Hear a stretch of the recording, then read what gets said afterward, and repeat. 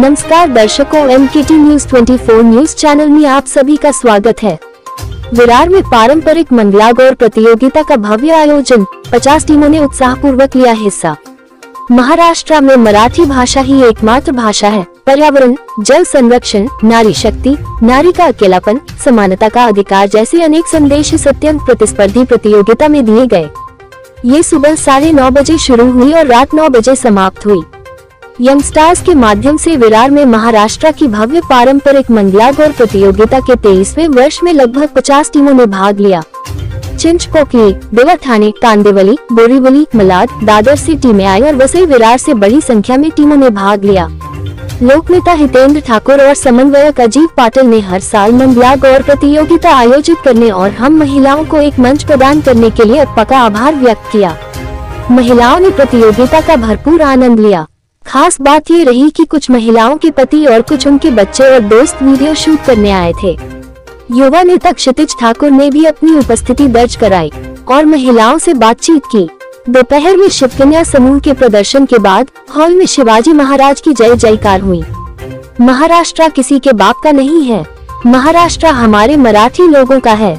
सुप सुप सुपली, घाघर घुनुबे, कोंबला, बेपान भारी, अतुष्पान, ये गोरिये, काचकिर्दा, बास फुगली, भोरा भिंडी।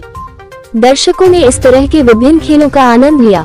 देवा ठाणे के नवदुर्गा मंगला गौर समूह ने प्रथम स्थान प्राप्त किया, जबकि विरार की शिक्षा किरण महिला मंडल ने दूसरा स्थान प्राप्त किया। सहयोगी समूह भाटकोपर ने तीसरा स्थान प्राप्त किया, जबकि नवरंग और सुवर्णा टीमों को प्रोत्साहन के लिए विशेष पुरस्कार दिए गए। गौरी सखी, उपासना संघ, ज्येष्ठ नागरिक संघ को विशेष पुरस्कार मिले। प्रत्येक टीम को नकद पुरस्कार, सम्मान चिन्ह और पहले 3 स्थान जीतने वाली प्रत्येक महिला को पैठनी साड़ी से सम्मानित किया गया। माननीय जयेश पाटिल और दीपाली दवने ने परीक्षक के रूप में काम किया, जबकि श्री प्रकाश वनमाली माननीय कार्यक्रम में नगर पालिका अधिकारी हार्दिक राउत, नगर सेविका मीनल पाटिल, चिरायु चौधरी, हेमांगी पाटिल, ज्योति राउत, सरिता दुबे, जीनत शेख, ममता सुमन, प्रतिभा पाटिल, सीमा पाटिल, स्वाति जोशी, रीता सरवैया, शुभांगी गायकवाड कार्यक्रम में उपस्थित रहे।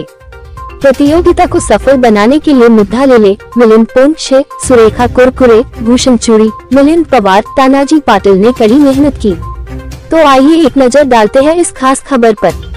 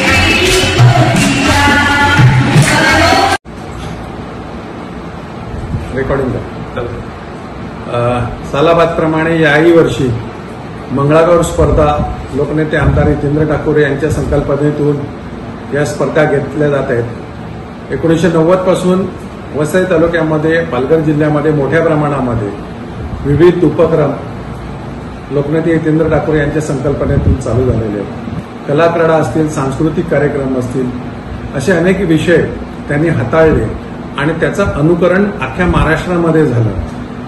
कलाक्रीडा असो किंवा अन्य स्पर्धा असो, त्यातलं एक महत्वाचं का आपली संस्कृती जतन करण्याचं काम लोकनेते हितेंद्र ठाकूर आणि त्यांची टीम करत असते. मंगळागौर हा असाच एक आपला पारंपरिक खेळ का जो आपल्याला एक सर्वांगाला एक व्यायाम देणारा असा खेळ आहे. आपली संस्कृती आणि ही संस्कृती आपल्या नवीन पिढीला देखील कळायला हवी, त्यासाठी या खेळाचं आयोजन केलेलं होतं.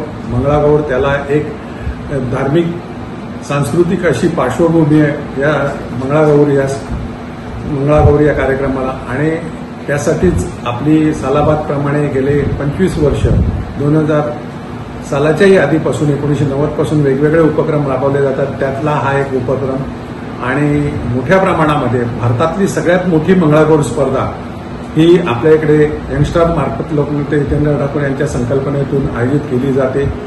आज जवळपास बऱ्याचशा अशा या स्पर्धांचं अनुकरण मंगळागौरचं या कार्यक्रमामुळे झालेलं आहे, आणि ते एक यश म्हणावं लागेल हितेंद्र ठाकूरांचं का बऱ्याचशा ठिकाणी अशा या स्पर्धा आयोजित केल्या जातात. आणि त्यातली ही एक जवळपास 50च्या वरती संघाने भाग घेतला. लहान मुलींपासून तर ज्येष्ठ नागरिकांमध्ये, वयोवृद्ध महिलांनी देखील त्याच्यामध्ये, ज्येष्ठ नागरिकांचे देखील गट यामध्ये सामील झालेले, आणि अशा मोठ्या प्रमाणात ही स्पर्धा झाली.